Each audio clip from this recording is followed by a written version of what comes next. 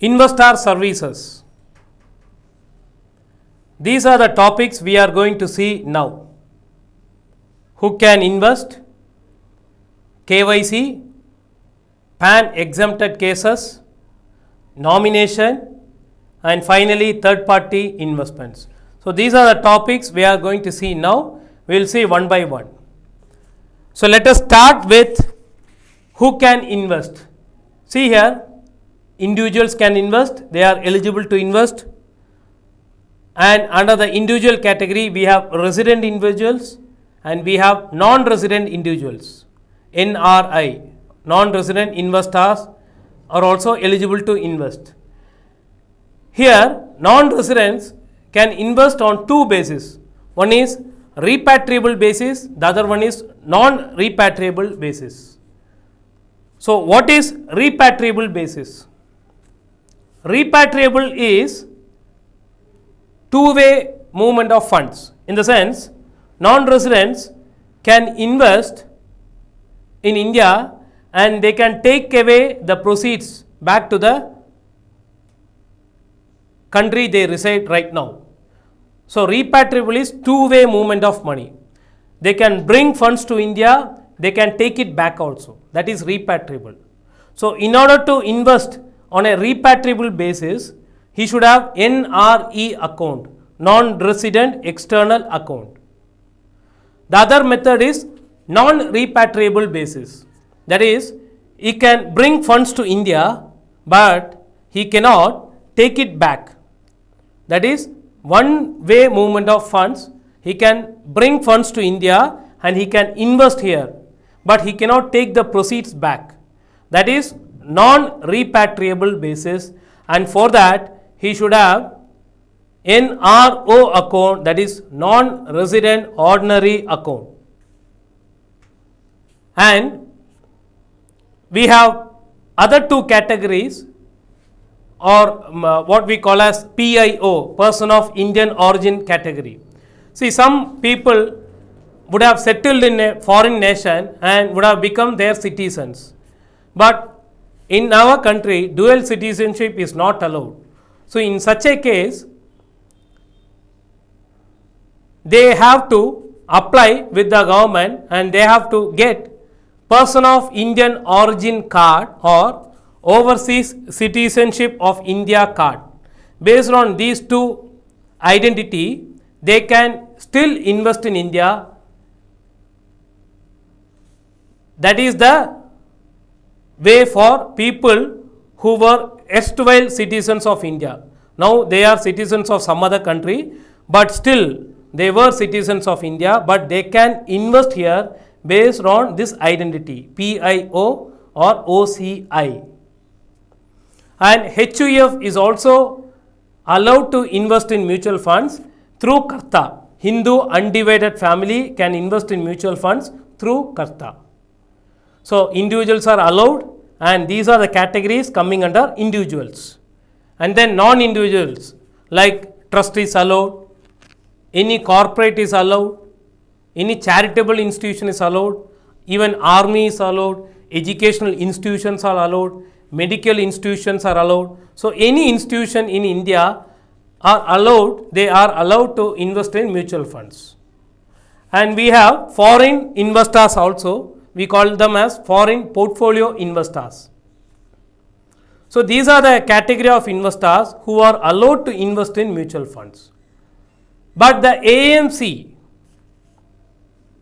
may restrict few of them for particular schemes. Like there are certain government security funds where only pension fund investors are allowed. Likewise, there is a possibility, but nobody is barred from investing in mutual funds. In India, everybody, including individuals, non-individuals, foreign investors, all are allowed to invest in mutual funds. Now we have seen about the eligibility criteria. Now what is the process? What are the documents required? Or what is the basic requirement we should fulfill to invest? So the first one would be know your customer.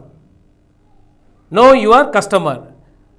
And you should remember that all customers, irrespective of the category, he can be an individual, or the investor can be a corporate, or can be a foreign investor, they should be KYC compliant.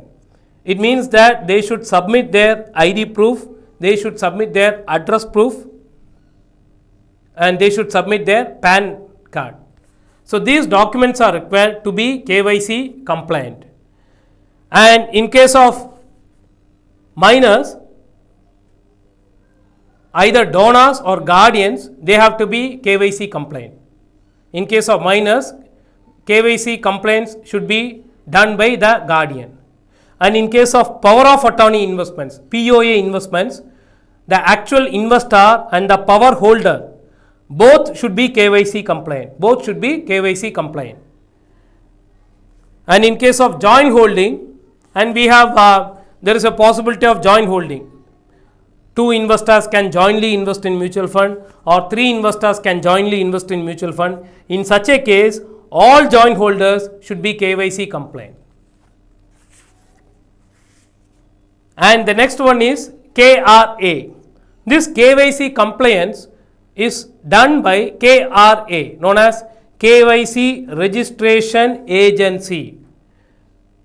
KYC template, there is a fixed template for KYC formality, and this KYC template is approved by an organization known as CERSAI. All intermediaries in the industry should use only this template for KYC compliance. And we have also eKYC of UIDAI, also known as Aadhaar based KYC.